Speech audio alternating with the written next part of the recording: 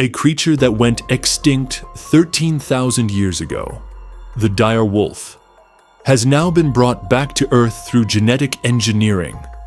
This astonishing claim is being made by a company called Colossal Biosciences, a company that says it will bring back many more popular extinct animal species in the future.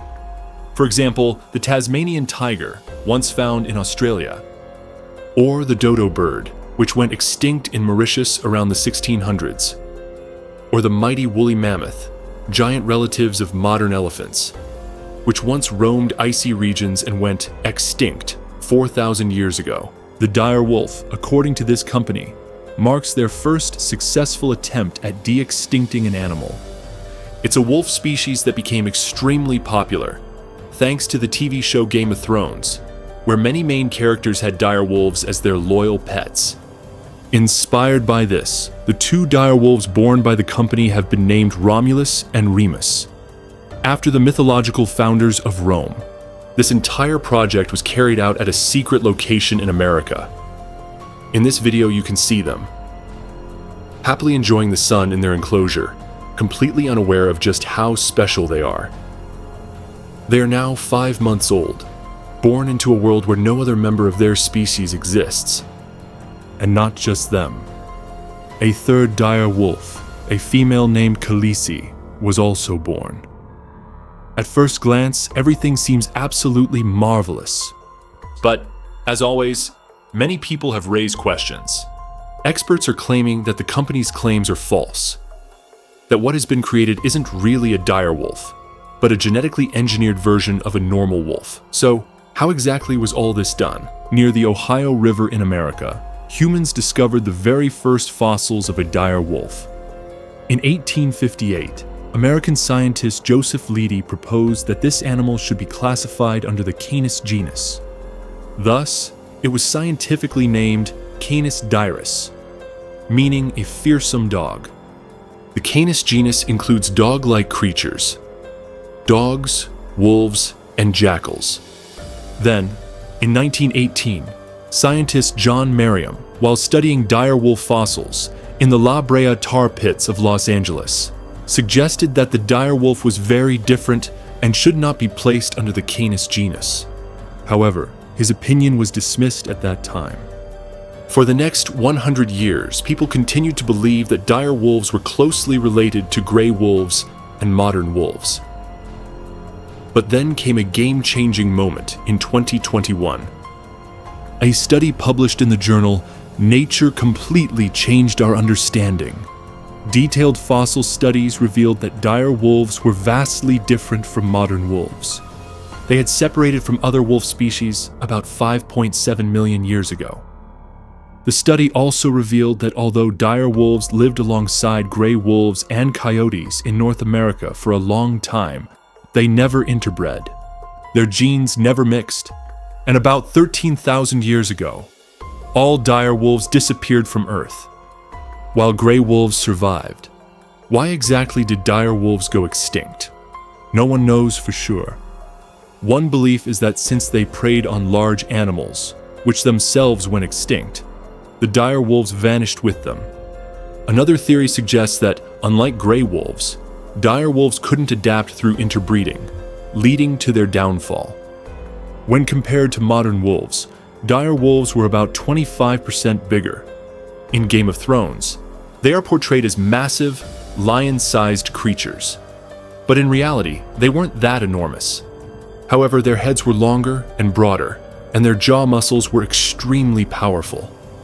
They had light, almost white fur, and like modern wolves, they lived in packs, making hunting easier. Now comes the big question. How was de-extinction achieved? De-extinction means reversing extinction, bringing something back from the dead. There are mainly 3 methods to achieve this.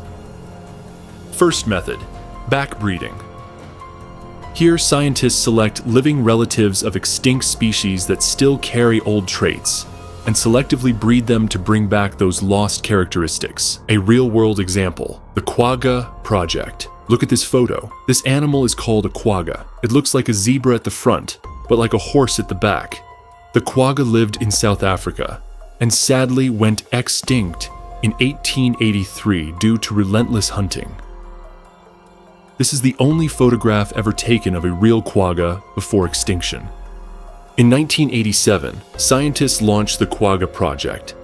They found zebras with fewer stripes, selectively bred them, and over 20 years and 3 generations, zebras were born that looked almost exactly like quaggas. However, just because an animal looks like an extinct species doesn't mean it is the same genetically, and that's the major disadvantage. Second method, cloning. Through cloning, scientists create an exact genetic copy of an animal, but this requires preserved cells from the extinct species. The process involves inserting the nucleus from the extinct cell into an egg cell of a close living relative. Sounds complicated? It is. That's why the first successful cloning, Dolly the sheep, happened only in 1996. You might remember Dolly from school textbooks. For de-extinction, cloning was first attempted in 2000 for a Spanish goat species called the bucardo. The last bucardo died in January 2000. But thankfully, scientists had preserved its cells a year earlier. They tried cloning 57 eggs implanted, only 7 pregnancies, and only 1 goat was born. Tragically, that goat died within 10 minutes due to lung defects. Thus, bucardo became the only species to go extinct twice. Third method, genetic engineering. This is the newest and most promising method. Scientists extract DNA from fossils, identify which genes belong to the extinct animal, and compare them with living relatives.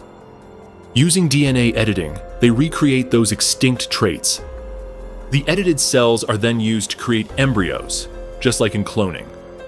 The 2 major challenges are obtaining complete high-quality DNA from fossils, which are often broken and degraded. Editing thousands of DNA sequences precisely.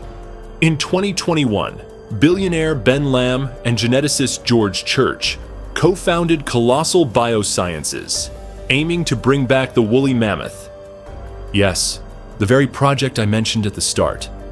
They also aim to revive the Tasmanian tiger and the dodo bird. But each faces big obstacles. Woolly mammoth's closest relative, the Asian elephant, has a pregnancy period of 22 months, the longest among mammals. Tasmanian tigers were marsupials. They had pouches, requiring artificial wombs. Dodo birds laid eggs, making gene editing very difficult.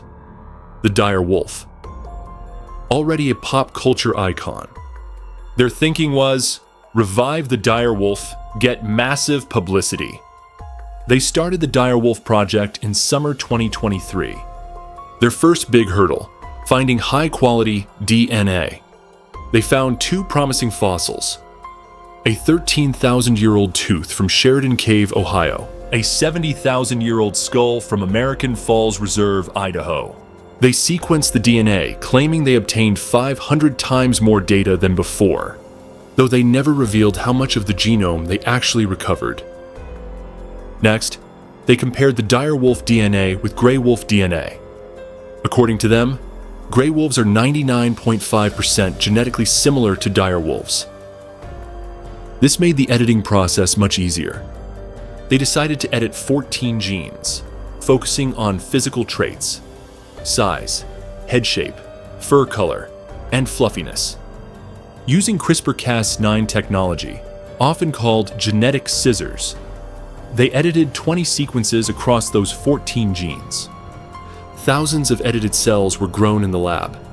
By mid-2024, they transferred nuclei from edited cells into dog egg cells.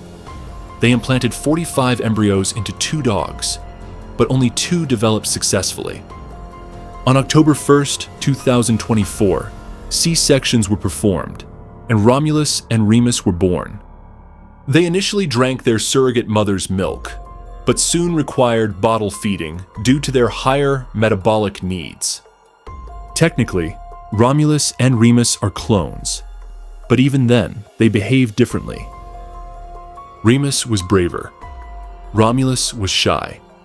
Even identical DNA can't guarantee identical behavior, because environment matters.